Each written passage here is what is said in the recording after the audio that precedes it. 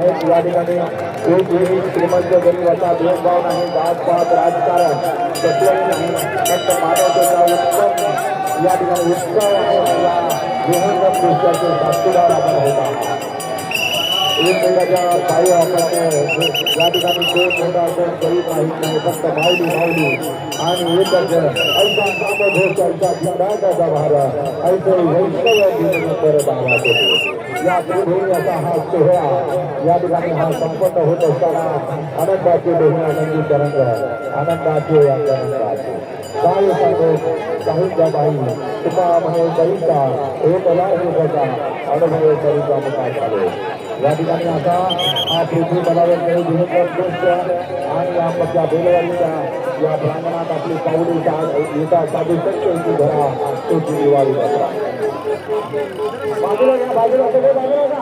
अरे पालखीला लावले ना वेळ झालेला पुढे बाजूला घ्या, लक्षणीय दर्शन घ्या. पालखीला पुढे या. अरे बाजूला हा पालखी करू नका. शिस्तीचं दर्शन आहे, सगळं शूटिंग चालू आहे, सगळे बाजूला या. अरे पोलीस प्रशासनाला सहकार्य करा. पालखीला जाऊ द्या.